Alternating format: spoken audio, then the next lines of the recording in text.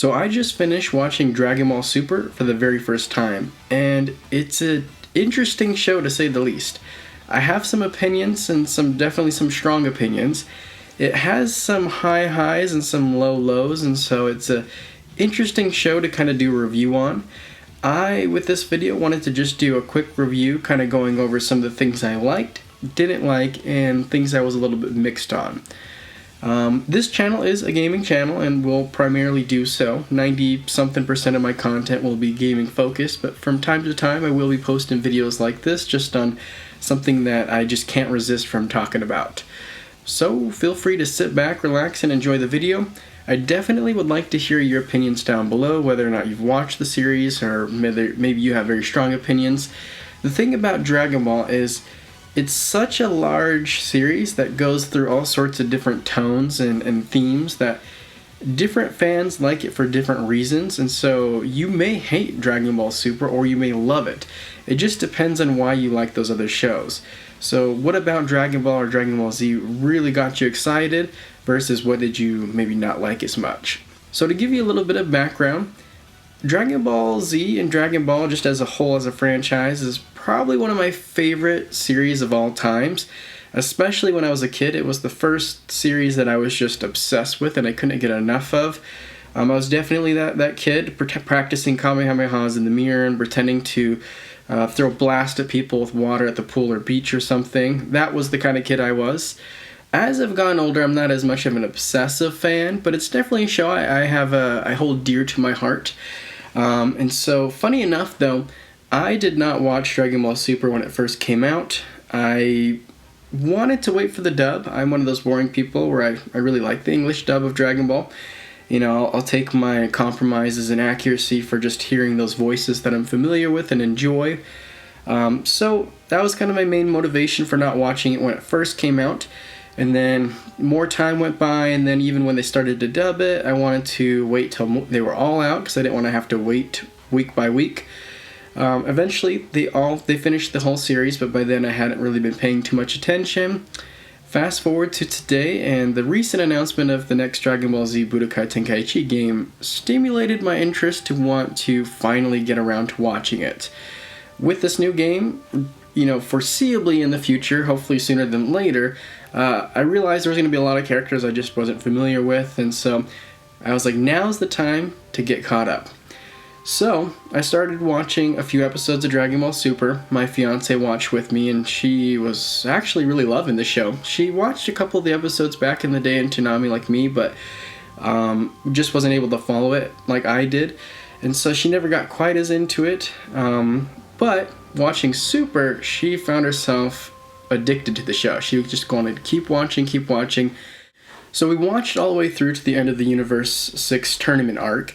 And I realized, I'm like, well, she hasn't seen all the show, so she doesn't quite appreciate a lot of these references and like the history leading up to this point as much as I am.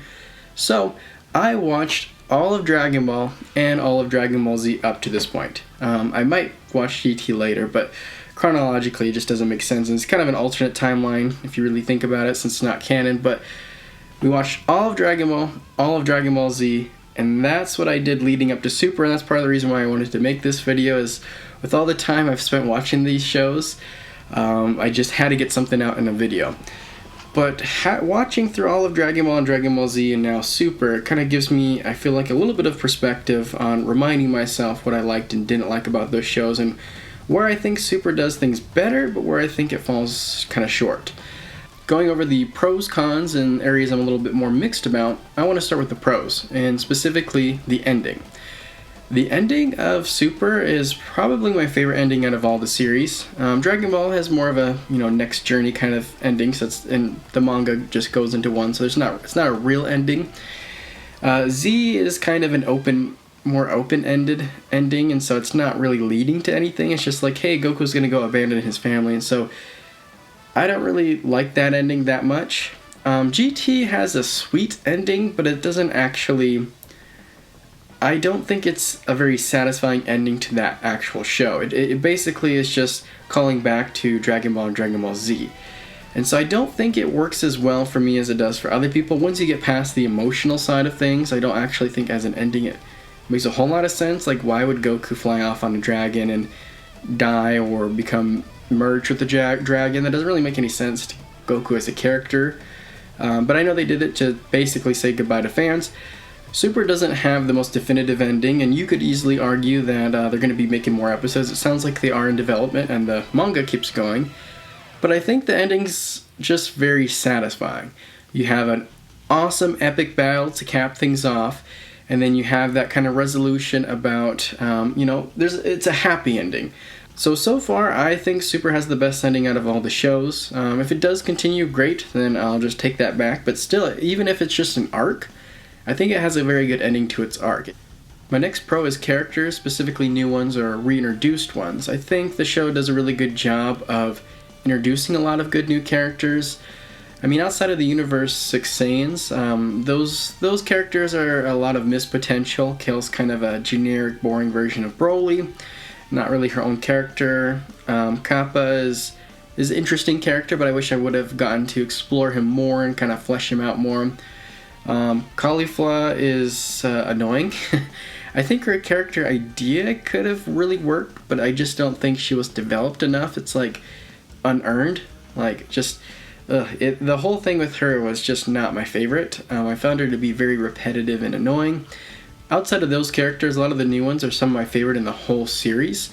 Let's just start with Beerus. He's a god of destruction, and to have him be kind of similar to Goku, where he just loves combat, and then to also have his appetite for food and love for Earth cuisine is an interesting one. To have him kind of start out as a destroyer, wanting to destroy, to eventually growing a soft spot for Goku and Earth. Then there's also Whis, which is one of my favorite static characters I've ever been introduced to, as far as like, he's very divine, knowledgeable, smart, but he's also got a very giddy side to him and his love of Earth food as well. I always found anytime Whis was on screen was a good time. I found his character writing to be great. I found the delivery of the English voice actor to be great. He's definitely one of my standout characters in the series, and I just think he complemented the whole cast as a whole very well compared to the different personalities. When it comes to Dragon Ball, villains are historically a big deal, and the villains here are not as villainy. I mean, outside of Goku Black and that whole arc, there's not really a quote-unquote bad guy, which I didn't necessarily mind. I mean, we've had plenty of iconic villains that are just evil for the sake of being evil, so I kind of like that this little bit of a different direction they took with characters. It's more like, hey, Hit is an anti-hero, or even Jiren. It's like he's a character who's just has a very strong motivation for himself. He's a selfish character. He's a bad quote-unquote person in that way, but he's not evil, which I find refreshing. Even non-new characters were reintroduced, like 17, which I always liked 17 in the original series. I felt like they could have done more with him, so I was happy to see him really get to shine here. I don't necessarily like how he was just inserted into the story. I wish there would have been more build-up or more of a story leading up to that point, but once he was there, he was great as well. And the show does that with a few characters, while kind of dropping the ball with others. We're looking at Yu Goku, but I'll get into that on my more mixed or con section. A lot of these characters are introduced because of the new direction the show's taking, which is another one of my pros. I like the whole concept of introducing gods as well as multiverses. It adds a whole nother layer to the scale of Dragon Ball, because that's what Dragon Ball is. It starts small and it works its way up. It's like Goku becomes the strongest person in this tournament. He becomes the strongest person on Earth. Then he becomes the strongest person in the galaxy, and then throughout, like, you even have to introduce creative things like androids or locked up evil containment coming out after thousands of years. So after beating Boo and saving the universe and, already defeating Frieza, it makes sense that, like, well, where do you go from there? And so the idea of, like, hey, this is a god, and now you have to try to work your way up to be as powerful as this god, as well as taking into account all these multiverses. I think that's a genius way to go. And it just makes the show more interesting, because it kind of has that moment where at the beginning of Z where it just opens up your mind of possibilities. Like, Goku becoming the strongest on Earth, it's like, well, what do you do now? Well, now there's space, there's aliens, there's Saiyans, there's Frieza, there's all these new things for us to explore as the audience. And so going the multiverse route, I really appreciated. I think there's a lot of interesting things, and then it made it more natural too to kind of squeeze in some time travel in there, which I'm always a sucker for. So that was one of my pros. My next pro is pacing. Now, I have never read the mangas from beginning to end. I've only read bits and pieces. And so I'm not going to pretend like, oh yeah, the show is, different, it's the same or different compared to the manga.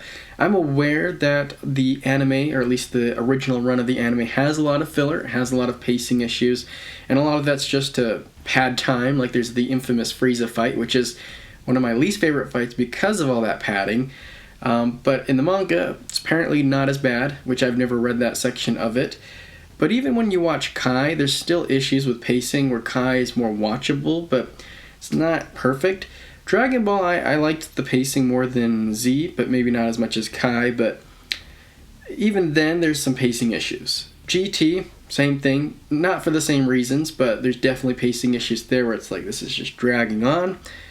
So Super, I think, does the best job of pacing. Like it feels like every episode multiple significant things happen compared to Z, where sometimes it feels like you could skip an episode and you wouldn't even be missing anything. And so that's a huge plus from the anime side of things that I really like about Super. I feel like I'm actually being rewarded for investing my time versus just like, hey, we're gonna watch 10 episodes consecutively in a row. And out of those 10 episodes, I'm going to be getting the same reaction multiple times, and I'm going to have all these distractions.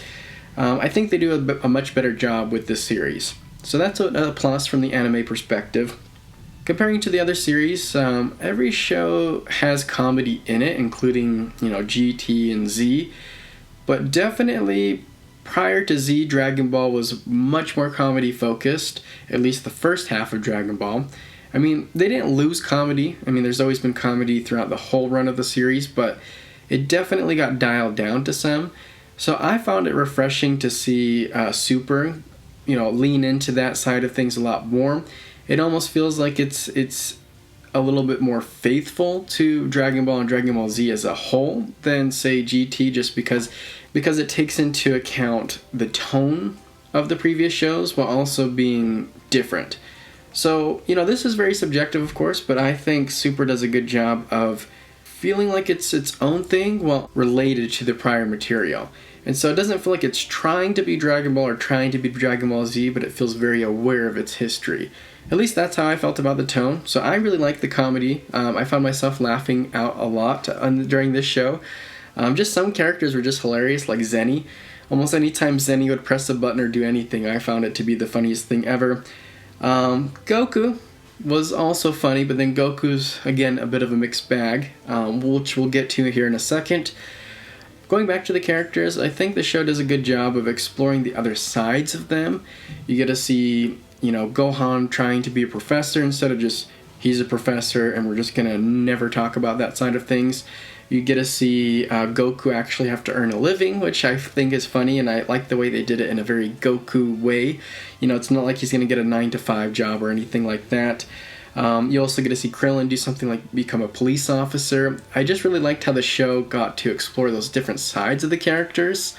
Keeping with the pros, we have the comedy, but I also think the action is really good here as far as production value. I mean, the first half of the show I think is notorious for having some issues, and I definitely noticed some of them, but I think a lot of them, maybe just went over my head or I wasn't paying close enough attention.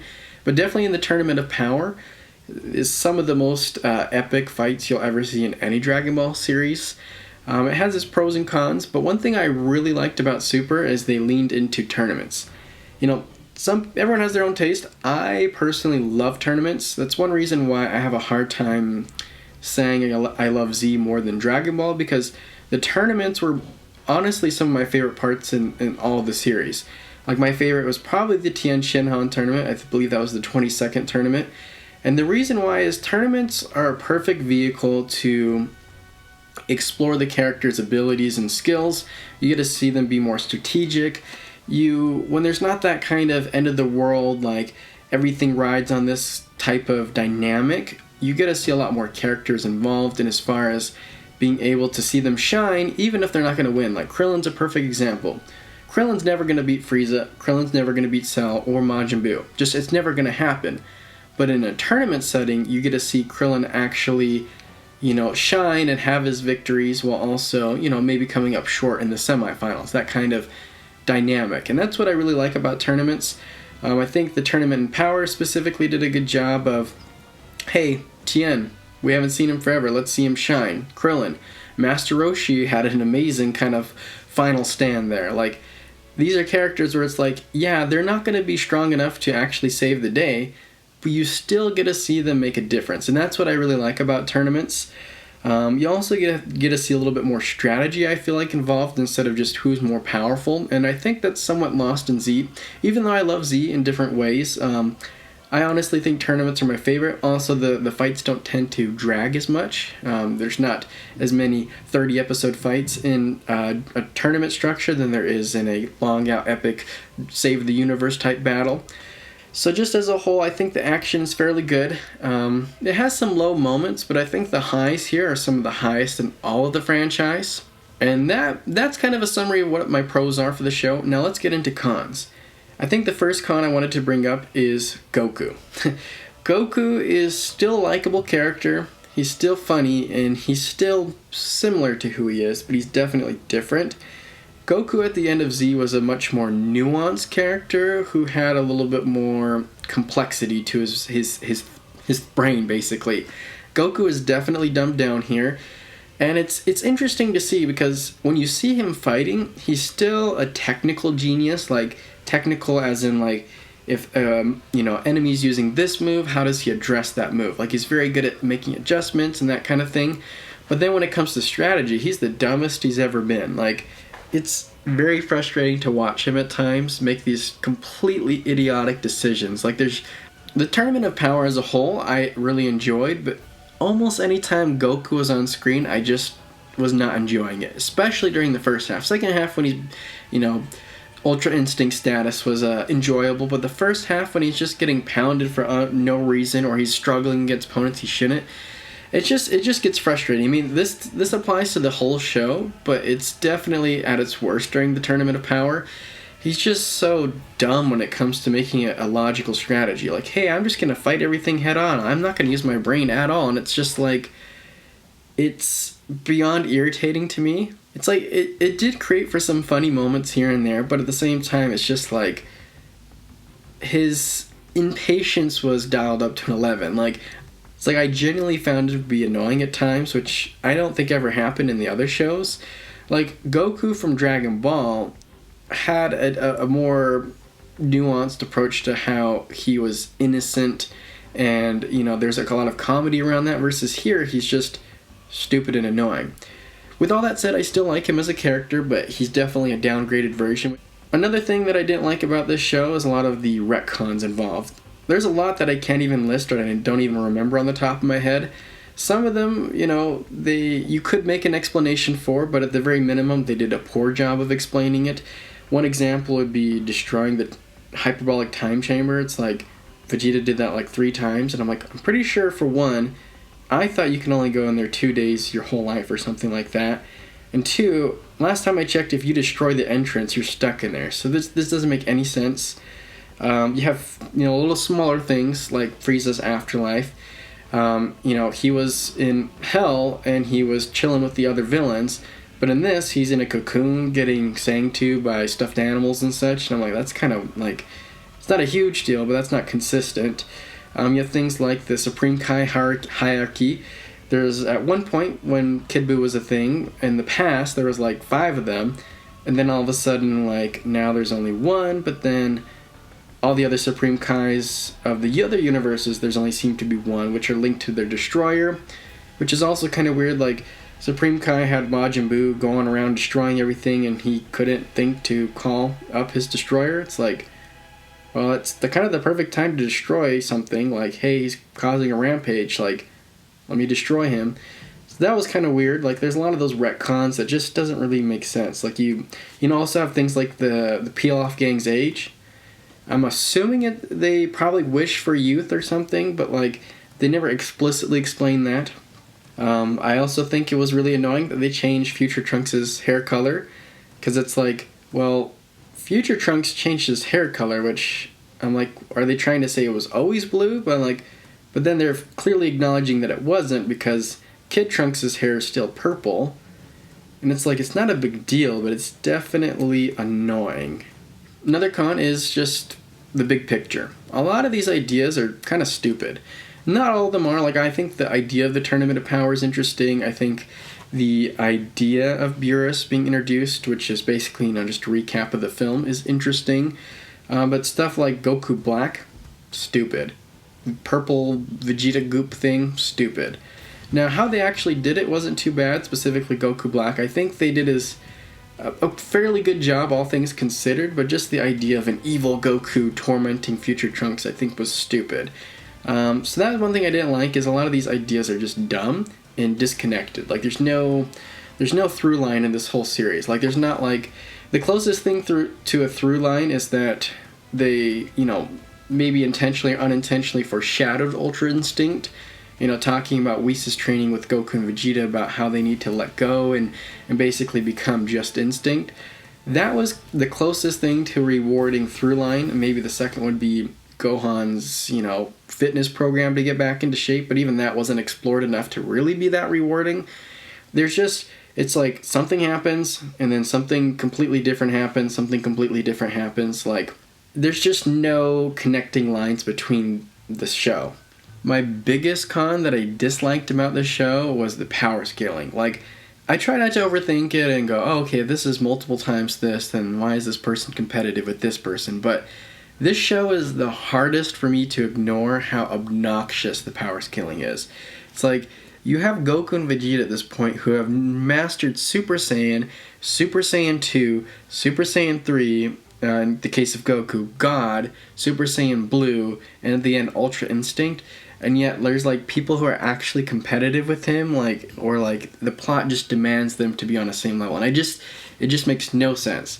Every Super Saiyan transformation is a multiplier. So like a Super Saiyan, Super Saiyan Blue would destroy anybody who's even closely competitive to just a base Super Saiyan, Goku or Vegeta. And so the fact that this show is just so inconsistent with that drives me crazy. Like, again, I try not to overthink it, but the worst offender of this was Frieza.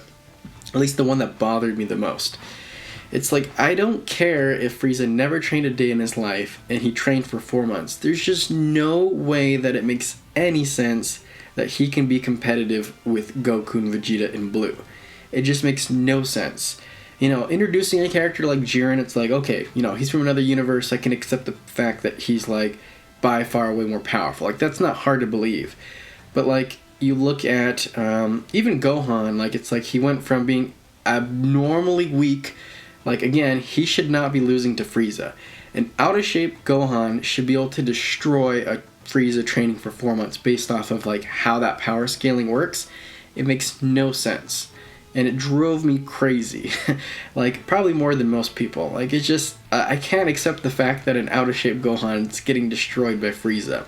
It just makes no sense to me. But even then, it's like, you look at the 6th Universe Saiyans, it's like, they're like runt Saiyans. Like, they look like they've never trained a day in their life, and yet all of a sudden they're hanging with Goku and Vegeta. It's just like, Kappa, I think his power scaling made sense. It's like, okay, he's strong, and then, teach him Super Saiyan, and maybe he becomes Super Saiyan 2. I know this isn't unique to Super. There's the whole Goten and Trunks thing from Z, but Goten and Trunks were never going to be a viable option as far as, like, being as powerful as the other contemporaries in the show. Like, Gotenks, yeah, I didn't like Gotenks. That was specifically one thing I didn't like about Gotenks, is his power felt very forced and unearned.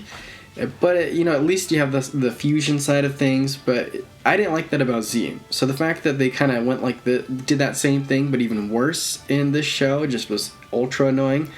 It's like, I don't care that Kale is legendary and that, what's her name? A few moments later. Cauliflower, basically. It's like, how is it that she, within, 40 hours, she went from not even knowing what a Super Saiyan is to mastering, Super Saiyan 2? I'm not saying that she couldn't become a Super Saiyan, but it just doesn't, even compared to the Goten and Trunks logic, it just doesn't, it's extreme. The Kale thing, it makes a little bit of sense being a legendary, but still, it's like, it just feels forced. It feels forced and unearned, and so I hated that stuff. Same thing with Frieza. All this power scaling is just all over the place. So there was a lot of obnoxious power differences. Like even 17, like I really like 17 as far as how he was done in the show, but even him, it's like, you've been a ranger for the last, 10 years, and you're just so happen to be as powerful as Super Saiyan Blue when you were, getting beat by Imperfect Cell. It's just hard to believe that he's that powerful. It's like, Goku's been training nonstop. He's a Saiyan. He's been, fighting against the top of the top in Otherworld and on Earth. And he's been fighting gods, and yet you're competitive with him? That doesn't really add up either. Funny enough, that con takes me to my mixed category, and that's just how characters were reintroduced. Because it's not that I dislike them being brought back into the fray, but I just didn't like how it was done. Gohan's a perfect example. It's like, I like the idea that Gohan starts out as an out-of-shape nerd and then has to work his way back up to being a viable contender, but I just don't like how it just kind of happened randomly. And that's a lot of the Tournament of Power. It's like all these people got super powerful in 40 hours. I think it would have been a lot more interesting and earned and less annoying if they're like, hey, it's going to be in 1 year, everyone can train. It's like, okay, let's recruit 17, and then he has that year of training, and he was already powerful to begin with. Instead of just like, oh yeah, I've been a ranger for the last 10 years, and I'm just so happen to be super powerful. I think it would have been more earned that way. I just think that they could have done a better job of their characters working towards something, which goes back to my complaint about there's no through line with the story. There's no Gohan character from Z where it's like he went from a helpless child to becoming a little bit more independent to becoming, actual help in battle to becoming the most powerful person there. That was a natural arc. A lot of the characters in this just don't have that. They're very likable, and I think a lot of them are done well, but they're just kind of not done the best on that. A place I'm mixed on is the stakes. So this show is kind of a victory lap in that there's just not a whole lot of stakes on a lot of the conflicts. Every single conflict, it just felt like there was not nearly the stakes that there was in Z and even Dragon Ball. Beerus destroying the Earth, it's like, well, is he really going to destroy the Earth? You could even from the beginning tell that maybe he wouldn't. Or Frieza, it's like, well, Beerus is right there, he could destroy Frieza. It just seems like false stakes. And the fact that Goku and Vegeta are there, it's like, yeah, they're clearly going to beat Frieza. It just doesn't feel like there's any real danger when they're, which is fine, there doesn't have to be danger all the time, but when you're going to imply that the stakes are massive and they're not, they don't actually feel that way, that's when there's kind of a disconnect. And this show has a lot of those moments. I do kind of like the idea that a character like Beerus exists, or Zenny, where they're so powerful that it's just never going to be in question that you're actually going to take them on. But at the same time, it's like, if you're going to Future Trunks' timeline, it's like, well, you could always call Zenny. I thought about that the entire time, and guess what? Goku called Zenny.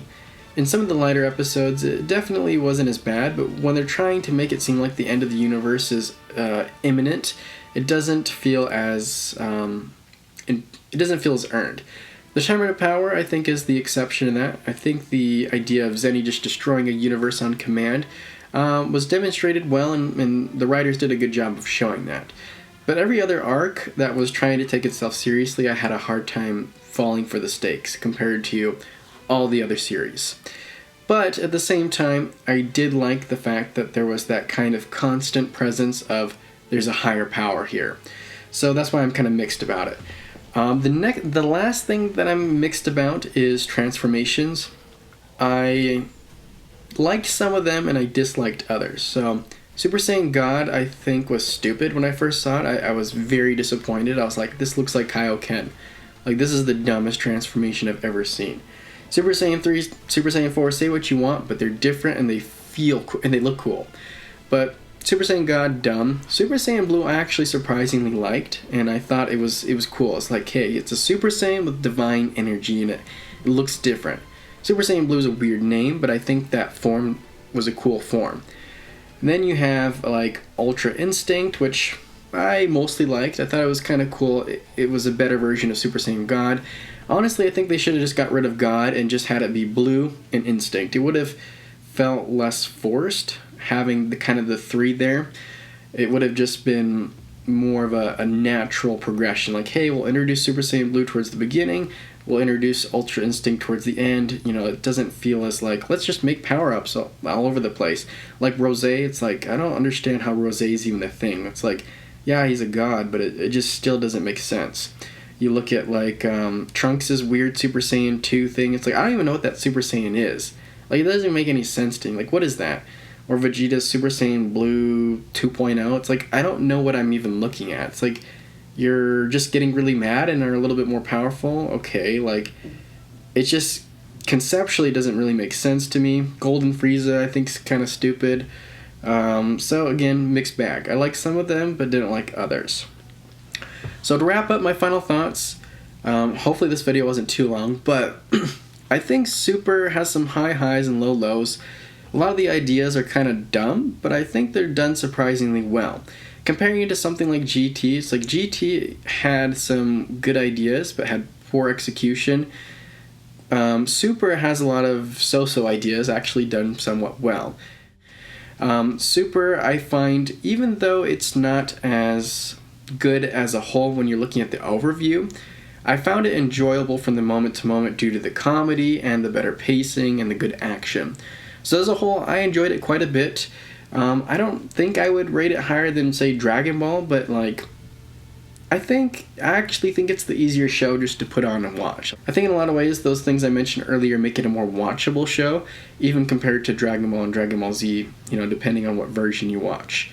If I had to put a score on it, say it's like a 7.5. The high highs, low lows, it kind of balances out somewhere in there. If you liked all of Dragon Ball and all of Dragon Ball Z and all of the different factors, then, or different, you know, things about those shows, then I think you'll like this. If you only like certain aspects, like you only like the epic fights of Z, then maybe this won't be the show for you. Personally, I liked Dragon Ball and Dragon Ball Z for different reasons, and so I think I really liked Super because it kind of encapsulates a lot of those better qualities, even if it falls short in certain areas. But what are your thoughts on Dragon Ball Super? Have you seen it? Do you not care? Did you like it? Do you hate it? Do you think GT is the best thing ever? You know, I'd like to hear what you think below. So thanks for watching this video. That's not my normal type of video, but until next time, see ya.